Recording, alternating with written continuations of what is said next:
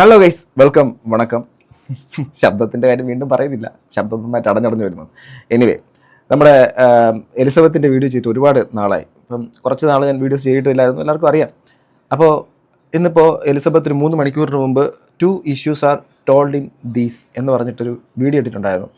Actually ആ പെൺകുട്ടി കുറച്ച് ദിവസത്തിന് മുമ്പ് കുറച്ച് സന്തോഷ നിമിഷങ്ങളും മറ്റുള്ള വീഡിയോസും ഒക്കെ, അത് മാത്രമല്ല മറ്റുള്ളവർക്ക് ഇച്ചിരി മോട്ടിവേഷൻ കൊടുക്കുന്നതും പലതരത്തിലുള്ള എന്താ പറയുക, ആരോഗ്യപരമായിട്ടുള്ള കാര്യങ്ങൾ, വെയിറ്റ് ലോ, മറ്റ് പലതും ആൾക്കാർക്ക് ഉപകാരപ്പെടുന്ന വളരെ ഇൻഫോർമേറ്റീവ് ആയിട്ടുള്ള വീഡിയോസൊക്കെ ഈ പഠിത്തത്തിൻ്റെ ഇടയിൽ ചെയ്യുന്നുണ്ടായിരുന്നു. വല്ല വിവാദങ്ങളോ മറ്റു കോൺട്രവേഴ്സിയായിട്ട് ബന്ധപ്പെട്ട് ഒരു കാര്യത്തിലും അഡ്രസ്സ് ചെയ്യാതെ അതൊരു സൈലൻ്റായിട്ട് അതിൻ്റെ കാര്യം നോക്കി പൊയ്ക്കൊണ്ടിരുന്നു. അപ്പോൾ വീണ്ടും അതിനെ പിടിച്ച് കൊല്ലാക്കൊല ചെയ്യാൻ വേണ്ടിയിട്ട് വീണ്ടും കുറച്ച് പേര് ഇറങ്ങി തിരിച്ചിട്ടുണ്ട്.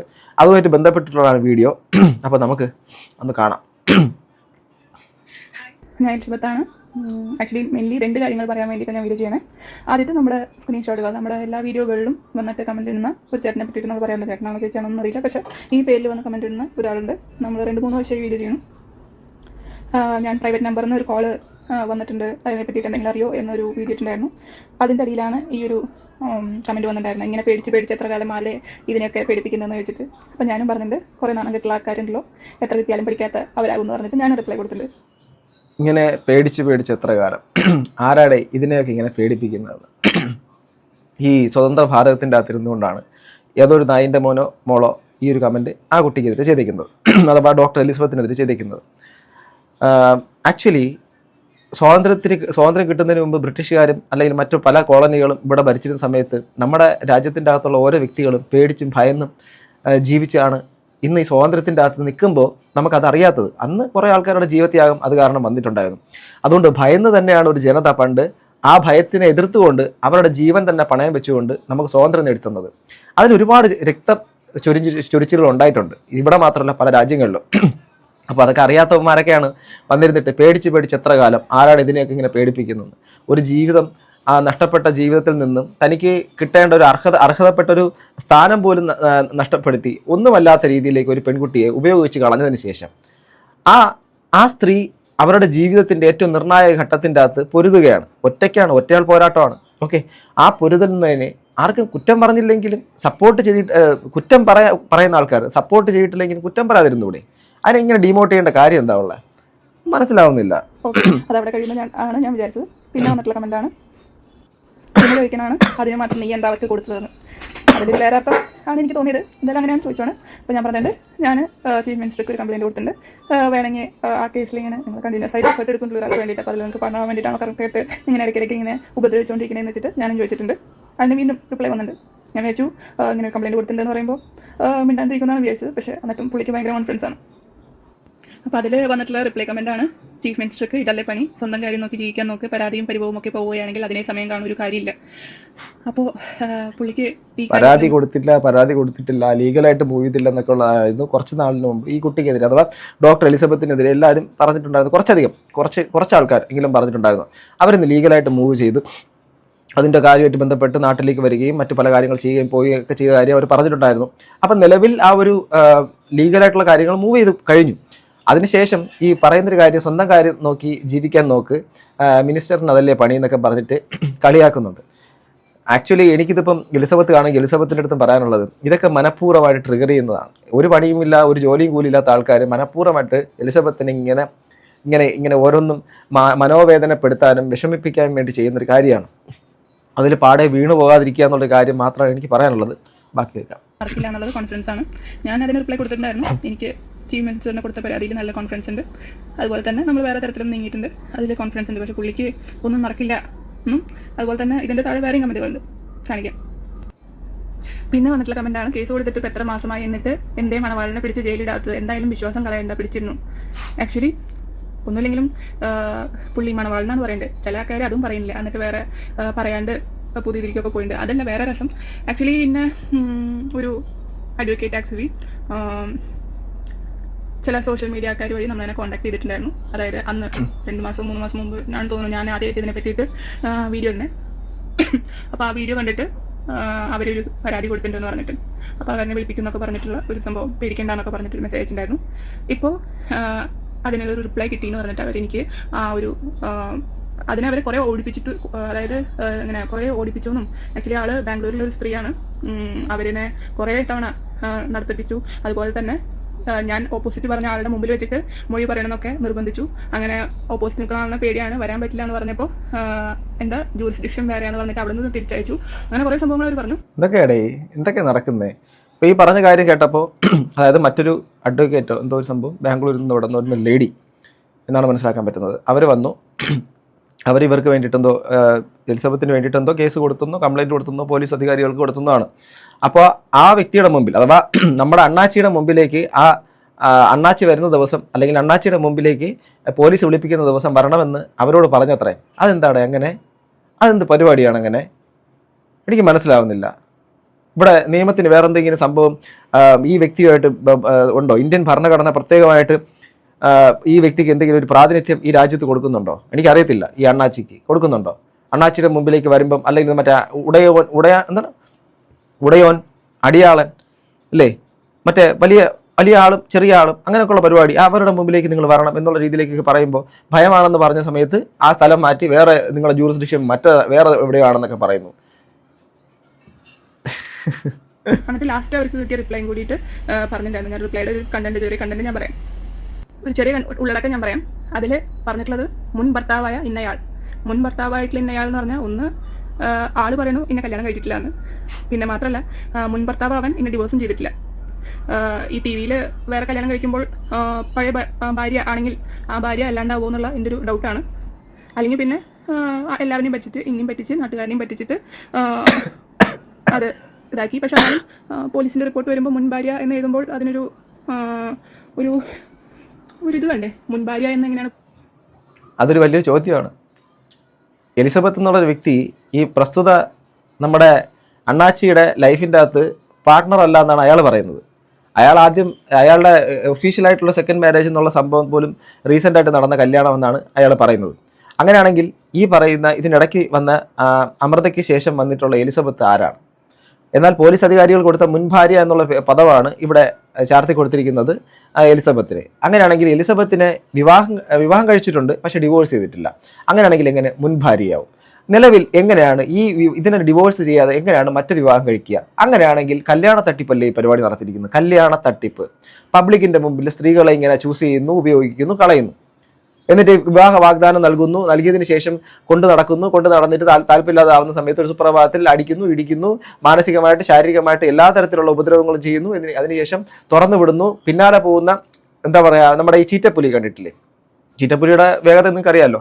അതിൻ്റെ മുമ്പിലേക്ക് പോകുന്ന ഇരയെ എങ്ങനെ ഏത് വേഗത്തിലാണ് അത് ഓടിക്കുക എന്നുള്ള കാര്യം അറിയാമല്ലോ. അതുപോലെ പ്രാണരക്ഷാർത്ഥം ഓടുന്ന ആ മാൻപേടയുടെ പുറകെ ഓടുന്ന ചീറ്റപ്പുലി, ആ ചീറ്റപ്പുലി ഇപ്പോൾ എത്ര പേരുടെ ലൈഫിൻ്റെ പുറകെയാണ് ഓടിക്കൊണ്ടിരിക്കുന്നത്?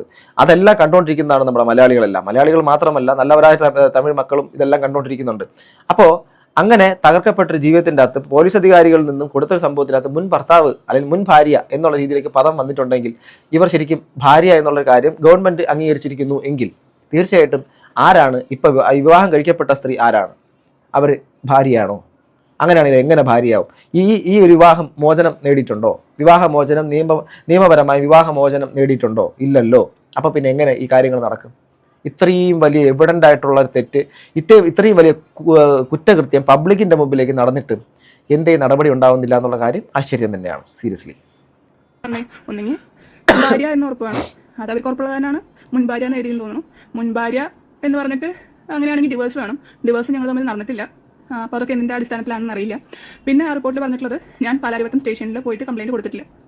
അതായത് അവർ തപ്പി ഞാൻ കൊടുത്ത കംപ്ലയിൻറ്റുകൾ ഉണ്ടോയെന്ന്. പക്ഷേ അവർക്ക് പരാതികളൊന്നും കാണാൻ സാധിച്ചില്ല. ഇനി കംപ്ലയിൻറ്റ് കൊടുക്കുകയാണെങ്കിൽ അവർ സ്വീകരിക്കും എന്ന് പറഞ്ഞിട്ടാണ് ഈ ഒരു അഡ്വക്കേറ്റിനെ കൊടുത്തോണേ. അതായത് അന്ന് ഞാനൊരു വീഡിയോ ഇട്ടുണ്ടായിരുന്നല്ലോ, നിന്റെ പരാതി സ്വീകരിച്ചില്ല, അതുപോലെ തന്നെ നിങ്ങളുടെ വീട്ടിലത്തെ പ്രശ്നം നിങ്ങൾ തന്നെ തീർക്കണം എന്ന് പറഞ്ഞിട്ട് ഇന്നെ പോലീസ് സ്റ്റേഷനിൽ നിന്ന് ഇറക്കി വിട്ടു എന്ന് ഞാൻ പറഞ്ഞിട്ടുണ്ടായിരുന്നു. അപ്പോൾ സെയിം തിങ് ഞാനും പറഞ്ഞു, അവിടെ പരാതി എടുത്തു എന്ന് ഞാനും പറഞ്ഞിട്ടില്ല, എൻ്റെ പരാതി എടുത്തിട്ടില്ല എന്ന് ഞാൻ പറഞ്ഞു. അപ്പോൾ എടുക്കാത്ത പരാതി എങ്ങനെയാണ് അവർ തപ്പിയാൽ കിട്ടണമെന്ന് എനിക്ക് മനസ്സിലാവുന്നില്ല. പിന്നെ ഞാൻ ഓൾറെഡി വേറെ പല സ്ഥലത്തും പരാതി കൊടുത്തിട്ടുണ്ട്. സോ എനിക്ക് അവിടെ പോയി പരാതി കൊടുക്കേണ്ട ആവശ്യമില്ല.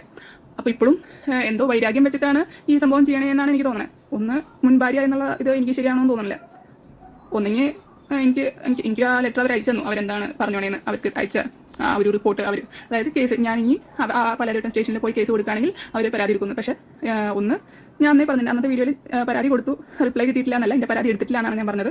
രണ്ട് മാത്രമല്ല, ജോഷി എന്ന് പറഞ്ഞ ഒരാൾ അയാൾ പാലാരിവട്ടം സ്റ്റേഷനിൽ ആണ് വിളിക്കണമെന്ന് പറഞ്ഞിട്ടാണ് എന്നെ വിളിച്ചിട്ടുള്ളത്.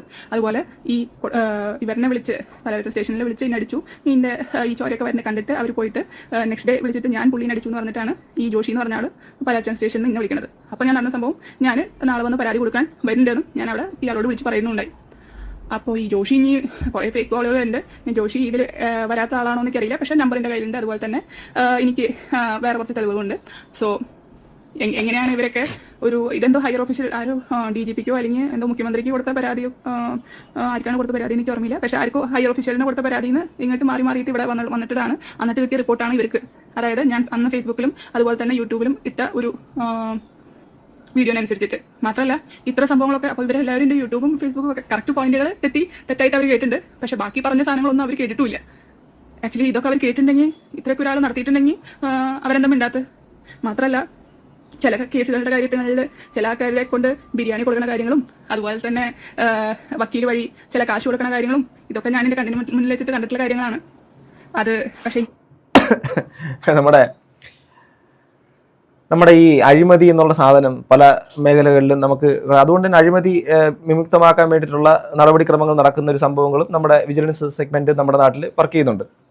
ഇവിടെ വ്യക്തമായി പറയുന്നതിനകത്ത് അതിനകത്ത് ഒരുപാട് കൃത്രിമത്വം കാണിക്കാനും കൂടുതൽ ആൾക്കാർ ഇൻഫ്ലുവൻസ് ചെയ്തുകൊണ്ട് മറ്റേ പോലീസിലോ മറ്റുള്ള പല സ്ഥലങ്ങളിലോ ഇൻഫ്ലുവൻസ് ചെയ്തുകൊണ്ട് അധികാര കേന്ദ്രങ്ങളിൽ ഇൻഫ്ലുവൻസ് ചെലുത്തിക്കൊണ്ട് അവിടെ ബിരിയാണി കൊടുത്തിട്ടും പൈസ കൊടുത്തിട്ടും ഒക്കെ ഇൻഫ്ലുവൻസ് ചെലുത്തിക്കൊണ്ട് ചില കാര്യങ്ങൾ നടത്തിയെടുക്കുന്ന ഒരു വ്യക്തിത്വമായിട്ടാണ് ഈ പറയുന്ന അണ്ണാച്ചിയെ ഇവിടെ വ്യക്തമാക്കുന്നത്. ഇത് മുൻകാലങ്ങളിലും കുറേ നാളിന് മുമ്പും ഇത് എലിസബത്ത് പറഞ്ഞിട്ടുള്ള കാര്യമാണ്. ഇപ്പോൾ നിലവിൽ കേസിൻ്റെ നാൾ വഴികളിൽ ഈ ഒരു കാര്യമൊക്കെ ഇനി കൂടുതൽ ഇത് വരും എന്നാണ് ഞാനും പ്രതീക്ഷിക്കുന്നത്. പക്ഷേ എത്രമാത്രം ആശ്ചര്യപ്പെടുത്തുന്ന കാര്യങ്ങളാണ് നടന്നിട്ടുള്ളത് നോക്കുക. എന്നിട്ടും അവിടെ വിലസി നടക്കുകയാണ്. അവിടെ മറ്റേ തുളവടയും ഉള്ളിവടയും മറ്റേ പക്കാവടയും ഇട്ട് ഭയങ്കരമായിട്ട് എന്താണ് സന്തോഷമായ സ്വർഗത്തിലിരിക്കുന്നു എന്നൊക്കെ പറഞ്ഞ് കളിക്കുകയാണ്. നടക്കട്ടെ. ഒരു വീഡിയോയിൽ പറയുന്നത് അത്ര ശരിയല്ലാന്ന് തോന്നുന്നു. കൂടുതൽ അന്വേഷണങ്ങൾ പറയുമ്പോൾ അതിനെ പറ്റിയിട്ട് ക്ലിയർ ആയിട്ട് പറയായിരിക്കും നല്ലതെന്ന് തോന്നുന്നു. പക്ഷേ ഇവിടെ ഒന്നും എല്ലാം ഡിലേ ആവല്ലാണ്ട് ഒന്നും നടക്കണില്ല. പക്ഷേ ഇവിടെ ഒരാൾക്ക് ഭയങ്കര കോൺഫിഡൻസ് ആണ്. പക്ഷെ എന്നാലും എന്തേ മണവാളിനെ പിടിച്ച് ജയിലിൽ അടുത്ത് എന്ന് പറഞ്ഞാൽ എനിക്ക് ഭയങ്കര സന്തോഷം തോന്നുന്നില്ലെങ്കിൽ നിങ്ങളെയും സംബന്ധിച്ചല്ലോ. മണവാളിനാണ് അതിൽ ഭയങ്കര സമാധാനമുണ്ട്. നിങ്ങളും എന്തായാലും കളിയാക്കാൻ വേണ്ടിയിട്ടാണെങ്കിൽ അങ്ങനെ പറഞ്ഞതിൽ വളരെ സന്തോഷമുണ്ട്. പിന്നെന്താ നടക്കണേന്ന് എനിക്ക് വലിയ ബോധമൊന്നുമില്ല. സംഭവം ആരുടെ ഭാഗത്ത് നിൽക്കണേന്ന് ഒരു പിടുത്തുമില്ല. നമ്മുടെ നല്ലതാ ഇങ്ങനെ കേസ് നീണ്ടു പോകുമ്പോൾ നമ്മുടെ കാശും ഇങ്ങനെ പൊക്കോണ്ടിരിക്കുന്നുണ്ട്. നോർമൽ ഈ എന്താ പറയാ സാധാരണക്കാർക്കൊക്കെ ഓക്കെ ആൾക്കാർ ചതിച്ചാൽ ഓക്കെ സമാധാനം നിങ്ങൾ ചതിച്ചിട്ട് പൊക്കോ എന്നുള്ള രീതിയാണ് നല്ലതെന്ന് തോന്നിപ്പോണ പോലത്തെ ഇതിലാണ് നടക്കണേ. എന്തായാലും ആകട്ടെ. എന്തായാലും ഇതോടുകൂടി അതങ്ങ് അവസാനിക്കുന്നു. അതായത് ഒരു എന്താ പറയുക വിദ്യാർത്ഥിനിയാണ്. അതായത് ഇപ്പോൾ നിലവിൽ MD എന്തോ പഠിക്കുന്ന ഒരു വിദ്യാർത്ഥിനിയാണ്. സ്വാഭാവികമായിട്ടും അതിന് വേണ്ടിയിട്ട് വരുന്ന ചിലവുകളും മറ്റുള്ള കാര്യങ്ങളൊക്കെ വളരെ ഹ്യൂജ് ആയിട്ടുള്ള എമൗണ്ടാണ്. ഡോക്ടേഴ്സ് ആയിട്ടുള്ള ആൾക്കാരും അതിന് പഠിക്കുന്ന വിദ്യാർത്ഥികൾ ഒക്കെ നിങ്ങൾ കേൾക്കുന്നവർക്ക് മനസ്സിലാവും. അപ്പോൾ അത്രയും പൈസ കണ്ടെത്തുന്നു. അതോടൊപ്പം തന്നെ ഈ ഒരു കേസ് വന്നു. നമ്മളെല്ലാവരും ചോദിച്ചതാണ് എന്തുകൊണ്ട് കേസ് കൊടുക്കുന്നില്ല. അപ്പോൾ ആ കേസിലേക്ക് ഇറങ്ങി ഇതെല്ലാ കാര്യങ്ങളും ചെയ്യുന്ന സമയത്ത് അവർക്ക് വേറെ വരുമാന മാർഗ്ഗമോ മറ്റുള്ള കാര്യങ്ങളോ ഒന്നുമില്ല. അപ്പോൾ കേസും മറ്റുള്ള കാര്യങ്ങളും അതെല്ലാം പോകുന്നു. അപ്പോൾ ഓരോ പ്രാവശ്യവും നീട്ടി വെച്ച് പോയിക്കൊണ്ടിരിക്കുന്നു എന്നാണ് മനസ്സിലാക്കാൻ പറ്റുന്നത്. നീട്ടി വെച്ചുകൊണ്ട് പോകുന്ന സമയങ്ങളിലും അഡ്വക്കേറ്റിന് പൈസ കൊടുക്കേണ്ടി വരും. അത് വേറൊരു കാര്യം. അപ്പോൾ ഇങ്ങനെ പോകുന്ന ഒരു ലൈഫിൻ്റെ അകത്ത് അവരുടെ സ്ട്രഗിൾ ഓൾറെഡി അവരുടെ അനുഭവിച്ച പെയിനും അതിന് വേണ്ടിയിട്ടുള്ള സ്ട്രഗിൾ ഒരു സൈഡിൽ നടക്കുന്നു. മറ്റൊരു സൈഡിൽ കൂടെ അവർക്ക് ഇങ്ങനെയൊക്കെയുള്ള കുറേ ബുദ്ധിമുട്ടുകൾ. അതിന് പുറമെയാണ് ഈ അവരെ ബുള്ളി ചെയ്തുകൊണ്ട് ഇന്നും ഒരു കൂട്ടം ആൾക്കാർ അവരുടെ പുറകെ നടക്കുന്നു എന്നുള്ള കാര്യം സത്യം പറഞ്ഞാൽ വല്ലാത്തൊരു ഗതികെട്ട കഷ്ടപ്പെട്ടൊരു അവസ്ഥയാണ്. അതെങ്ങനെയാണ് അതിനെ അഡ്രസ്സ് ചെയ്യേണ്ടതെന്ന് എനിക്കറിയത്തില്ല. എന്തായിരുന്നാലും നീതി കിട്ടട്ടെ. ഇച്ചിരി വൈകിയായിരുന്നു നീതി കിട്ടട്ടെ എന്ന് മാത്രമേ പറയാൻ പറ്റുള്ളൂ. അതായത് എന്താ പറയുക, ഇവിടെ ഇൻഫ്ലുവൻസ് ഉള്ള ആൾക്കാർക്കൊക്കെ എങ്ങനെയും ചെയ്യാൻ വേണ്ടിയിട്ട് പറ്റുമെന്നുള്ളൊരു സാഹചര്യം സാധാരണക്കാർക്കും അല്ലെങ്കിൽ അധികം ആൾക്കാരെ പോപ്പുലർ അല്ലാത്തവർക്കും ഒരു സാധാരണ ജീവിതം നയിക്കുന്നവർക്കും പണമില്ലാത്തവർക്കും സത്യം പറഞ്ഞാൽ അവർക്കൊക്കെ ചില കാര്യങ്ങളൊക്കെ വളരെ അകലെ തന്നെയാണ്. ദൂരം നോക്കി കാണാൻ വേണ്ടിയിട്ട് മാത്രം പറ്റും. പക്ഷേ അതിൻ്റെ അടുത്തേക്ക് പോകാൻ പറ്റത്തില്ല. എന്നാൽ വളരെ ഇൻഫ്ലുവൻസ് ഉള്ളവർക്കൊക്കെ ഈ അടുത്ത കാലങ്ങളിൽ നമ്മൾ കണ്ടതാണ്. ന്യൂസുകളിലും മറ്റുള്ള ഡിബേറ്റുകളൊക്കെ നടക്കും. അതിന് വേണ്ടിയിട്ടൊക്കെ പലതും നടക്കും. സോ എന്തായിരുന്നാലും ആ ഒരു അർഹിക്കുന്ന നീതി നിങ്ങൾക്ക് കിട്ടും എന്ന് എനിക്ക് പറയുന്നു. എൻ്റെ മനസ്സ് പറയുന്നു. അതുകൊണ്ട് എലിസബത്ത് ഈ ഒരു പോരാട്ടത്തിൽ മുന്നോട്ട് തന്നെ പോവുക. അന്ന് ആ തുടക്കത്തിൽ പറഞ്ഞ ആ ഒരു വാക്ക് തന്നെ ഒരു സഹോദരനെ പോലെ തീർച്ചയായിട്ടും ഇതിൻ്റെ കൂടെ തന്നെ ഉണ്ടാകും എന്നുള്ള കാര്യത്തിന് യാതൊരു മാറ്റവുമില്ല. അതോടൊപ്പം തന്നെ നല്ലവരായ മലയാളികളും നിങ്ങളുടെ കൂടെ ഉണ്ടാകും. മലയാളികൾ മാത്രമല്ല നല്ലവരായ തമിഴ് മക്കൾ നിങ്ങളുടെ കൂടെ തന്നെ ഉണ്ടാകും. ധൈര്യമായിട്ട് മുന്നോട്ട് പോവുക. ഇപ്പോഴത്തെ പ്രശ്നങ്ങളും പ്രതിസന്ധികളൊക്കെ മാറും എന്നുള്ളത് സമാശ്വസിച്ച് ഹോപ്പോടുകൂടി മുന്നോട്ട് പോവുക. പ്രിയപ്പെട്ടവരെ, നിങ്ങളുടെ അഭിപ്രായം താഴെ കമന്റ് ബോക്സിൽ രേഖപ്പെടുത്തുക. അടുത്തൊരു വീഡിയോയിൽ വീണ്ടും കാണുന്നത് ഗൈസ്. ബൈ.